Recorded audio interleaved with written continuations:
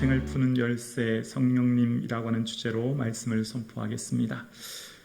오늘 저와 여러분의 삶에 성령님께서 우리와 영원토록 함께하고 계신 줄로 믿습니다. 그 성령님께서는 우리와 교제하기 원하시고 우리와 함께 동행하시기를 기뻐하십니다. 여러분, 사랑하는 여인이 있으면 만나고 싶고 이야기하고 싶고 함께하고 싶고 크고 작은 일, 시시콜콜한 일 다 얘기하고 기쁘면 기쁜 대로, 슬프면 슬픈 대로 다 이야기하지 않습니까? 성령님은 우리에게 그렇게 하기를 원하십니다. 내 마음, 내 삶 다 고백하고 또 주의 주시는 위로, 그 음성을 듣기를 원하십니다. 우리의 삶이 무겁고 힘들고 어려울 때 주님 앞에 아뢰시고 주의 성령의 주시는 위로를 누리실 수 있기를 주의 이름으로 축복합니다. 이 성령의 주시는 은혜는 아무에게나 주시는 게 아니에요. 믿는 자에게, 하나님 택하신 자에게 주시는 특별한 은혜거든요. 세상은 이것을 받지도 못하고 알지도 듣지도 못합니다. 요한복음 14장에 보면 예수님께서 이렇게 말씀하셨죠. 요한복음 14장 17절 우리 함께 고백할까요? 그는 진리의 영이라 세상은 능히 그를 받지도 못하나니 이는 그를 보지도 못하고 알지도 못함이라. 그러나 너희는 그를 아나니 그는 너희와 함께 거하시며 또 너희 속에 계시겠음이니라. 그는 진리의 영이라 세상은 능히 그를 받지 못하나니, 세상 사람들은 받지 못하는 특별한 은혜, 그들은 보지도 듣지도 못하는 특별한 은총인 거죠. 그러므로 우리에게 계신, 내 주에 계신 성령으로 인하여 기뻐하는 저와 여러분 되실 수 있기를 주의 이름으로 축원합니다. 기쁘시죠? 네, 표정이 굉장히 기쁘신 표정입니다. 성령님께서 사도행전에 친히 사도들의 사역의 방향을 결정하시고 진행하시고 이끄시는 분이 성령님이셨습니다. 성령과 우리라고 하는 표현을 통해 성령님을 존중하고 모셨더니 성령께서 친히 인도하시는 거예요. 우리의 삶에 성령님을 인정하고 모시고 성령님께서 주시는 그 세미한 음성과 인도하심 따라 매 순간을 살아가기를 주의 이름으로 축원합니다. 아멘. 신앙생활을 얼마나 오래 했느냐보다 더 중요한 게 있습니다.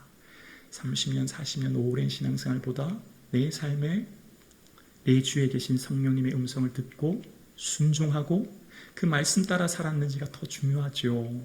그래서 성령님께서 우리를 보시고 근심하는 일이 없어야 합니다. 내 마음이 절망과 무거움과 두려움 가운데 있을 때 성령님의 탄식 소리를 들어야 합니다. 성령님께서는 우리의 삶에 친히 함께 하시는데 성령님을 무시한 채 살아가고 있지는 않은지 한번 생각해 보아야 합니다. 우리는 누구에게나 성령의 은사를 주셨습니다. 왜냐하면 성령이 아니고서는 예수를 주라 시인할 수 없다고 고린도전서 12장에 말씀하고 있거든요. 이 자리에 나와 예배하는 것, 찬양하는 것, 기도하는 것 다 성령의 은혜인 줄로 믿습니다. 성령께서 함께 하셨기에 주 앞에 나올 수 있는 거고요. 성령께서 함께 하시기에 주 앞에 기도와 찬양을 드릴 수 있는 거예요. 자, 그런데 성령의 임재를 받은 우리는 충만함을 받아야 합니다. 성령의 충만함을 받을 때 내 삶에 주시는 은혜와 영광을 보기 때문에 우리의 삶에 성령의 충만한 은혜를 받기를 주님의 이름으로 축복합니다. 여러분, 우리가 성령의 충만한 은혜를 받으면 주님 기뻐하는 일을 꿈꾸고 바라보고 소망하게 되어요. 여러분, 주님 기뻐하는 게 뭘까요? 예수님 기뻐하는 건 당연히 예수님 사랑하는 거죠. 근데 여러분, 예수님 어떻게 사랑할 수 있나요? 예수님 보신 적 있으세요? 우리 눈에 볼 수 없어요. 육체의 몸을 입고 오신 주님은 부활 승천하셨고 이 땅에 성령님을 보내주셨죠. 그래서 성령님을 보내시고 이 땅에 세우신 것이 바로 교회였습니다. 교회가말로 이 땅에 가장 존귀한 곳이 교회예요. 왜냐하면 돈 주고 살 수 있는 곳이 아니고요. 자기 피로 사신 교회라고 말씀하시면서 이 땅 어떤 곳으로도 대체할 수 없는 가장 영광스러운 곳, 가장 존귀한 곳, 가장 귀한 곳이 교회예요. 그래서 주님을 사랑하는 자는요, 보이지 않는 주님을 어떻게 사랑하죠? 보이는 교회를 사랑하는 거예요. 교회를 사랑하는 것이 곧 주님을 사랑하는 것입니다. 사울아 사울아 어찌하여 네가 나를 핍박하느냐. 사울은 예수님 박해한 적 없잖아요. 예수님의 교회를 박해했지. 근데 예수님은 교회를 나라고 말씀하세요. 교회는 곧 예수님이에요. 그래서 그의 몸인 교회라고 골로새서 1장이 이야기하죠. 이 교회가 곧 주님의 몸인 거예요. 주님을 사랑하는 것은 곧 주님의 교회를 사랑하는 것이고요. 주의 교회를 기쁨으로 섬기며 나아가는 거죠. 그래서 오늘 우리의 모든 삶에 주님 사랑하는 우리 사랑하는 성도님, 교회를 사랑할 수 있기를 주의 이름으로 축복합니다. 아멘. 자, 그런데 하나님 세우신 교회가 물론 문제가 없고 완벽하고 또 모든 일들이 계획대로 다 잘 되기만 할까요? 아니면 문제와 어려움이 있을 수 있고 또 여러 가지 불완전한 곳일까요? 후자이죠. 교회는 문제가 있을 수 있고 어려움이 있을 수 있어요. 어떻게 할 수 있지요? 오늘 본문에 예수님께서 친히 세우셨던 초대교회 처음 교회 공동체인, 그러니까 교회의 모범이라고 할 수 있는 예루살렘 교회가 문제가 생겼습니다. 1절 말씀 함께 보실까요? 1절입니다. 함께요. 그때 제자가 더 많아졌는데 헬라파 유대인들이 자기의 과부들이 매일의 구제에 빠짐으로 히브리파 사람을 원망하니. 이 이스라엘에 태어나서 이스라엘 본토에 태어나서 먹고 자란 사람들은 히브리파 사람들인데요. 박해로 인하여서 먼 타지에 이방 나라에 쫓겨갔다가 다시 이스라엘 땅으로 와서 개종해서 예수 믿은 유대교에서 예수 믿은 사람들을 헬라파 유대인들이라고 해요. 그런데 이 제자들의 출신은 대부분 히브리파예요. 이 이스라엘 땅에서 태어난 사람들인 거예요. 그런데 이제 구제를 하게 되는데 과부라고 하는 사회 약자를 교회가 보호하게 되어 있고 유대교에서 보호하던 그들을 이제 그들이 크리스찬으로 개정을 했으니 교회가 이제 보호를 하게 되는 거예요. 그래서 그들을 이제 구제하는데 예를 들면 뭐 이런 거죠. 이제 점심시간 구제할 때가 되어서 성도들이 어려운 분들이 줄을 쭉 서는데 식사 시간이 돼서 국을 이렇게 퍼드린단 말이에요. 그런데 내가 이렇게 딱 보니까 예전에 우리 동네에 살던 영희 엄마인 거예요. 안면이 있죠. 얼굴이 아는 사람이에요. 그랬더니 국을 막 흔들어서 저 밑에 고기를 듬뿍 퍼서 주고 또 다음 사람 보니까 다음 사람은 아무리 봐도 낯설어요. 본 적이 없거든요. 그래서 대충 퍼서 주고 또 과일을 줘도 그 다음 사람 보니까 옛날에 내 동네에 살던 옆집에 친구 엄마인 거예요. 그랬더니 좋은 과일 주고 또 보니까 내가 잘 모르는 사람 보니까 썩은 과일 주고 뭐 이런 거죠. 그래서 딱 식사 시간에서 받아보니 누구는 고기 먹고 누구는 물만 있고 비교가 자꾸 되는 뭐 쉽게 말하면 이런 현상이 일어난 거죠. 그러니 원망이 일어나게 되었고 그래서 어떻게 해요? 교회가 둘로 나뉘어질 위기가 생긴 거예요. 원망으로 인한 갈등이 교회의 분열까지 생기는 엄청난 위기 상황이 초래된 거예요. 자, 그런데 이것 또한 하나님의 허락 없이 이루어지지 않았음을 믿습니다. 그렇다면 주께서 이것들을 허락하신 이유는 그것이 교회를 통해 넘어지지 말고 그것을 넘어서서 더 큰 교회로 나아가라고. 그 문제를 인하여서 걸려서 장애물에 걸려 넘어지지 말고 오히려 그 장애물이 아닌 그것을 디딤돌이 되어서 하늘 높이 비상하라고. 오히려 그 폭풍 같은 문제를 만나서 좌초되지 말고 폭풍을 인하여 오히려 돛을 넓게 펴서 앞으로 전진하라고 주신 줄로 믿습니다. 아멘이십니까? 교회라고 하는 교회 공동체만 그럴까요? 아니라고 생각합니다. 개인도, 가정도, 국가도 어떤 공동체든지 그 문제가 우연히 어쩌다가 생긴 문제는 단 하나도 없다고 생각합니다. 하나님의 경륜 안에 이루어진 일이라면 허락하신 이유가 있을 것이며 그 이유를 찾고 구하고 나아가면 반드시 그 문제를 뛰어넘는 지혜와 능력을 주님이 주실 줄로 믿습니다. 자, 지금 그들이 만난 문제로 인하여서 그들은 무척 힘들고 어려웠을 것입니다. 자, 그런데 그 문제로 인하여서 결론부터 볼까요? 그 문제가 그 교회를 어떻게 했는지 먼저 결론부터 한번 볼게요. 7절 말씀 우리 함께 볼까요? 7절입니다. 함께요. 하나님의 말씀이 점점 왕성하여 예루살렘에 있는 제자의 수가 더 심히 많아지고 허다한 제사장의 무리가 이 도에 복종하니라. 예루살렘에 있는 제자의 수가 더 심히 많아지니라. 아멘이십니까? 아멘입니다. 하나님께서 허락하셨던 문제, 그들의 힘으로 하기 어려웠던 이 문제를 어떻게 해요? 넘어섰더니 놀라운 부흥이 임한 거예요. 우리의 삶도 마찬가지라 생각합니다. 여러분의 개인과 가정과 내 삶에 만난 그 문제를 인하여 하나님의 주신 지혜와 능력을 의지하여 넘어서면 더 큰 영광을 보게 될 줄로 믿습니다. 그 문제가 우리를 넘어뜨리지 못합니다.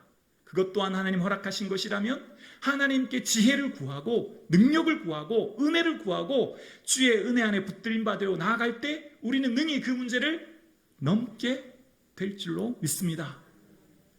처음 원인이 뭐였죠? 구제로 인하여 원망이 생겼고 분열의 상황이 생겼지만 결론부터 보면요, 심히 제자의 수가 많아지고 허다한 제사장의 무리도 죽게 돌아오는 더 큰 부흥과 은혜를 누리게 되었습니다. 그러면 그 중심에 어떤 일이 있어서 이런 결과를 이루었을까요? 원인과 결과 그 사이에 무슨 일이 있었길래 이러한 놀라운 은혜를 누리게 되었을까요? 그 해답이 3절에 나옵니다. 3절 함께 고백할까요? 함께요. 형제들아, 너희 가운데에서 성령과 지혜가 충만하여 칭찬받는 사람 7을 택하라. 우리가 이 일을 그들에게 맡기고. 아멘. 해결책은 사람을 세우는 거였습니다. 사람을 통해 하나님 일하십니다. 하나님의 대안은 나예요. 우리예요. 공동체예요. 하나님의 일하시는 방식은 사람을 통해 일하시는데요. 어떤 사람이었죠? 성령과 지혜가 충만한 사람. 다시 말하면 성령이 충만한 사람. 5절에도 그렇게 이야기합니다. 온 무리가 이 말을 기뻐하여 믿음과 성령이 충만한 사람. 성령이 충만한 사람. 해답은 성령이 충만한 7집사.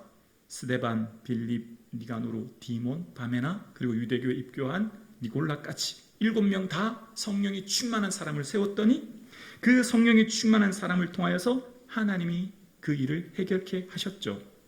하나님이 세우시는 방식은 그 사람의 보통 사람들이 리더를 뽑을 때 학력, 재력, 집안 배경, 능력, 재능을 보고 세상 사람들은 사람을 택하지만 하나님이 택하시는 방식은 누구라고요? 성령이 충만한 사람. 그것이 곧 하나님의 세우시는 사람이요 하나님이 일하시는 방식이에요. 그러니까 지금 예루살렘 교회, 하나님께서 세우신 가장 모범적이고 표상이 되는 교회가 그럼에도 불구하고 문제가 생겼고, 그러나 그 문제가 오히려 교회를 더 건강하게 되어지게 하고 더 부흥하게 되어지는 주춧돌을 놓게 되었습니다. 그 중심에는 바로 사람을 세웠고, 사람이 어떤 사람이었죠? 성령이 충만한 사람이었습니다. 하나님의 대안은, 문제를 해결하는 하나님의 대안, 그 열쇠는 성령이 충만한 사람이에요. 우리 가정에 문제가 있나요? 그러면 나를 통해 성령이 충만하게 하시고 나를 통해 그 문제를 해결하게 해주실 줄로 믿습니다. 우리 교회 공동체에 문제가 있나요? 그럼 나를 성령이 충만하게 하여 주셔서 우리 교회 공동체의 문제를 해결하게 해주실 줄로 믿습니다. 국가와 열방에 문제가 있나요? 성북중앙교회를 성령의 충만한 교회로 세워주실 줄로 믿습니다. 우리를 성령의 충만한 교회로 세우심으로 말미암아 국가와 열방을 바라보고 품고 기도함으로 그 문제가 해결될 줄로 믿습니다. 하나님의 대안은 성령의 충만한 사람입니다. 성령의 충만한 사람을 통해 주님께서 일하셨던 거예요. 그러니까 사도행전 9장에도 보면 아나니아에게 사울아 예수께서 나를 너에게 보내어서 성령이 충만하게 하신다라고 이야기합니다. 하나님이 사도 바울을 성령이 충만하게 하셔서 이전에 잘못 알고 있었던 편견에서 벗어나 새로운 믿음의 사실을 깨닫게 하게 하셨죠. 베드로도 이전에 3장에 보면 베드로가 성령이 충만하여 온 백성에게 말씀을 선포합니다. 두려움과 걱정과 염려가 옷돼 있던 베드로가 용기와 희망과 새 힘을 얻고 사역하게 되어져요. 그러니까 그 삶의 인생이 변화되어졌던 것, 새로운 시야와 새로운 눈을 열어주시고 새로운 가치관을 가지고 일하게 하셨던 것, 그 근본적인 열쇠가 성령의 충만함이었어요. 그것이 인생을 바뀌었고 그를 통해 공동체를 살려셨던 거죠. 오늘 사랑하는 우리 성도님, 2부 예배 드리시는 성도님, 저와 여러분의 삶에 성령의 충만한 은혜를 누리실 수 있기를 주의 이름으로 축원합니다. 그렇습니다. 자, 우리의 삶에 성령의 충만함은요, 저절로 얻어지거나 가만히 있으면 받는 게 아닙니다. 성령은 주님께서 주시는 특별한 선물이므로 우리가 이미 다 받았어요. 임재에 계신 성령님. 그러나 충만한 은혜는 자동적으로 생기는 게 아니에요. 어떻게 해야 될까요? 구해야 합니다. 주 앞에 나와야 합니다. 주님 앞에 엎드려야 합니다. 성령의 충만함은요, 하나님 앞에 나와 갈급하고 구해야 합니다. 성령의 능력을 받는 것도 사도행전 1장에 예수와 그의 어머니와 제자들이 오로지 기도에 힘썼더니 성령의 은혜를 받았죠. 근데 성령의 그 은혜를 충만히 누렸던 사람들은요, 그 성령의 은사를 능력을 받았던 그들이 사도행전 4장 31절에 보면 그들이 충만한 은혜를 이렇게 고백합니다. 빌기를 다하며 기도했죠. 그랬더니 어떻게 해요? 모인 곳이 진동하더니 함께 고백할까요? 우리가 다 성령에 충만하여 담대히 하나님의 말씀을 전하니라.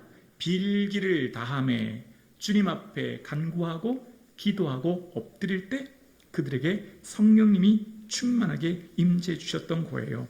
그러니까 우리의 삶 가운데 성령의 충만하면 주님 앞에 나와 간구하고 엎드리고 구할 때 주시는 특별한 은혜인 것이죠.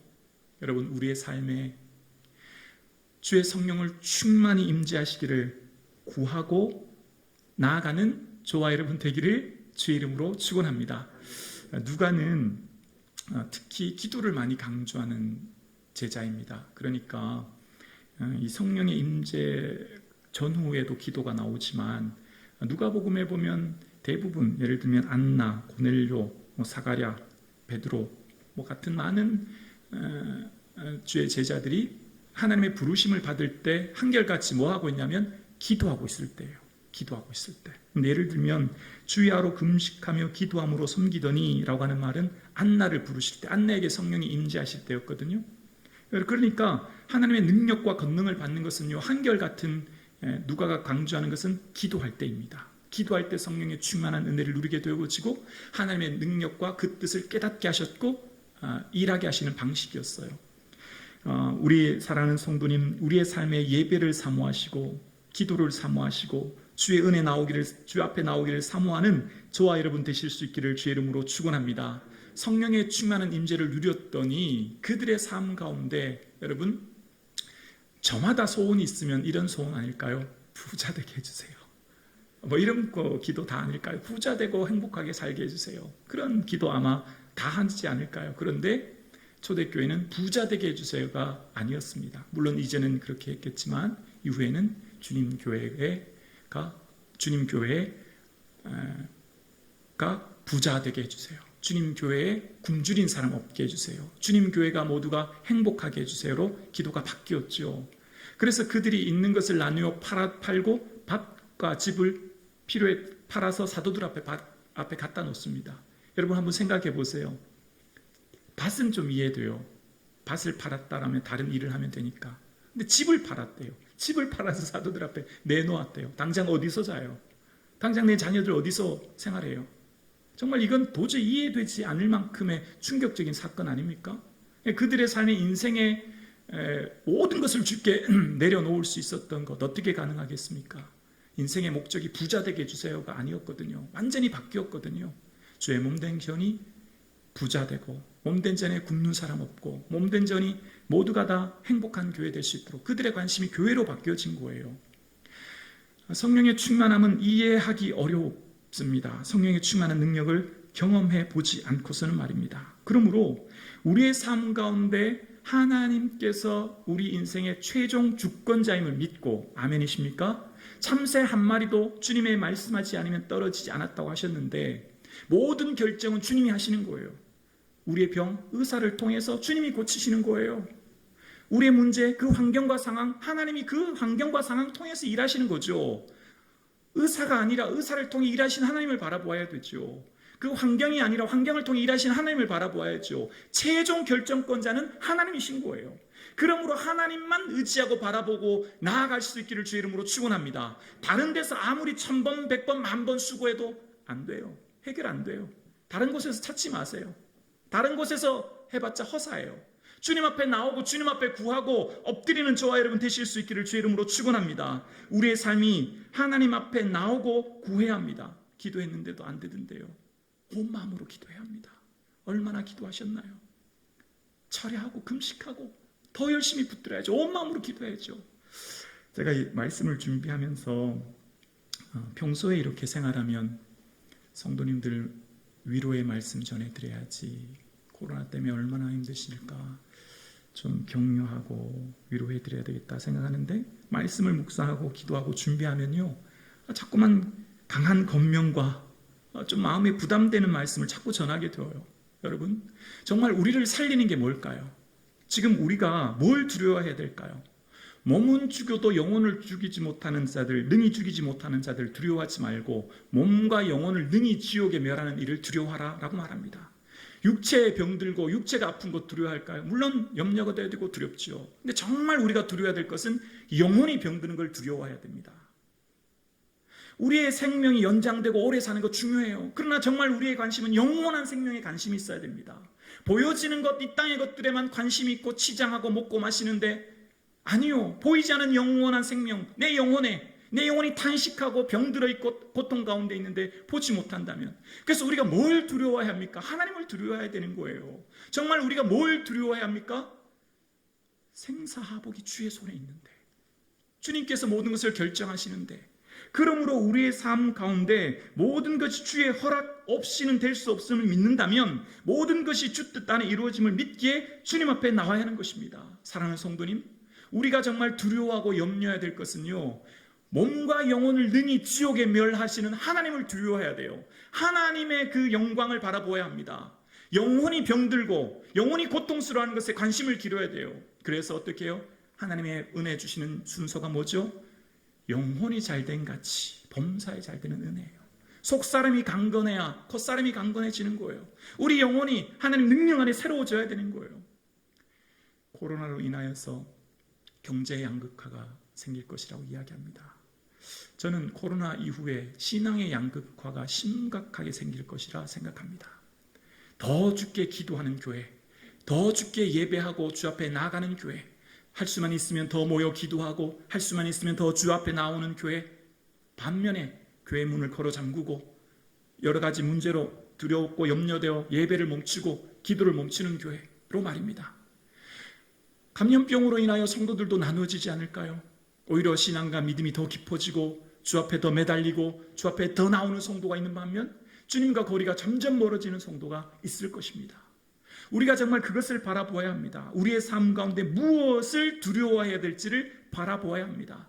하나님이 역사의 주관자이십니다. 온 인류와 온 열방을 통치하고 다스리시는 분이 하나님이십니다. 인생의 문제를 여는 열쇠가 주님 앞에 있습니다. 오직 주님 앞에 엎드려야 합니다. 오직 주께 기도해야 됩니다. 주님 앞에 온 마음 다하여 기도하는 저와 여러분 되실 수 있기를 주의 이름으로 축원합니다. 더 열심히 온 마음 다해 기도합시다. 기도해서 안 된다고 낙심하지 마시고요, 하나님 앞에 끊임없이 나아가 기도할 수 있기를 원합니다. 그래, 이 오늘 본문에 보면 사람을 세우고 성령에 충만한 사람을 통해 구제 일을 감당하게 하고요, 사도들은 본질적인 일에 집중합니다. 본질적인 일이 뭘까요? 기도하는 일과 말씀 사역입니다. 자, 오늘 사도들이 그들은 선교와 봉사에 전무하리라 말하지 않았습니다. 교육과 친교에 전무하리라 그런 말 하지 않았습니다. 신방하고 가르치는 일에 전무하리라 그런 말 하지 않았어요. 그들이 집중하는 것은 기도하는 일과 말씀 사역이에요. 주의 종은 주님 앞에 기도해야 되는 것입니다. 기도할 때 주의 마음, 주의 뜻을 깨닫게 되고 기도로 성도를 돕는 것이죠. 기도해야 교회에 나갈 바른 길을 알게 되고 주의 뜻을 깨닫는 거예요. 기도 없이 선교하고 기도 없이 봉사하고 기도 없이 친교해봤자 인간의 영향력만 드러낼 뿐이에요. 자본만 드러나올 뿐이에요. 그러므로 하나님 세우시는 사역자는 기도하고 말씀 묵상이 전무해야 되는 겁니다. 주의 종이 말씀 묵상과 기도하는데 전무할 수 있도록 교회는 어떻게 하죠? 구제와 교육과 총교와 친교와 다른 일을 나누어서 사역자들이 하는 거예요. 그래서 교회의 몸된 자를 함께 세워가는 것이죠. 그래서 몸된 교회가 더 든든하게 세워가는 것입니다. 목사가 해야 될 일이 뭘까요? 죽도록 기도하는 거예요. 기도밖에 없기 때문이에요. 사도들이 그 고백하거든요. 기도와 말씀이라는 거예요. 기도할 때 주께서 이끌어 가시기 때문입니다. 우리 온 성도님들 삶 가운데 하나님께서 세우신 성령의 충만한 종들 될 수 있기를 주의 이름으로 축원합니다. 하나님 세우신 종은 주님 앞에 더 기도할 수 있도록 기도해 주시기를 소원합니다. 그렇습니다. 하나님께서 세우시는 교회는 바로 하나님 세우신 성령의 충만한 사람들을 세움으로 그들로 통하여 하나님의 일을 하게 하시는 거예요. 그리고 하나님의 성령에 충만하게 하심으로 함께 교회를 세워가게 하십니다. 교회가 뭘까요? 보여지는 예배당이 아니잖아요. 건물이 아닌 우리 모인 성도님들이잖아요. 성령에 충만하면 어떻게 될까요? 성령에 충만하면 아파하고 눈물 흘리고 통곡하는 성도님이 보여요. 성령에 충만하면 그 성도님을 품고 기도하게 되어요. 내 기도하기보다 그 성도님을 먼저 기도하고 그 성도님을 향해 아파해요. 그러면 내 기도하지 않는다고 하나님이 내 기도 들어주지 않으실까요? 아니라고 생각합니다. 내 기도 단 한마디도 하지 못해도, 내 간구 한마디도 하지 못해도 내가 사랑하는 그 성도님, 그 권사님, 그 집사님, 그 아파하는 성도님을 내 가슴속에 품고 통곡하고 기도하면 내 문제는 저절로 해결될 줄로 믿습니다. 하나님의 은혜의 방식인 거죠. 오늘 성북중앙교회가 건강하게 나가는 게 뭘까요? 내 기도, 내 소원, 내 자식, 내 삶, 내 미래만 품고 기도하는 성도가 아니라 그것을 넘어 성령의 충만한 은혜를 누림으로 주님, 아파하는 성도님이 보이네요. 함께 예배하지 못하고 고통 가운데 있는 성도님이 보이네요. 주님 도와주세요. 기도하는 저와 여러분 되기를 주의 이름으로 축원합니다. 하나님께서 세우신 성령의 충만한 교회 되어 우리를 통하여 아파하는 성도를 향해 기도하고 또한 열방과 민족을 향해 기도함으로 하나님께서 세우신 교회들로 진리의 빛을 비추고 기도의 등불을 비추어 이 땅을 회복해 하시는 주의 은혜를 누릴 수 있기를 예수님의 이름으로 축복합니다.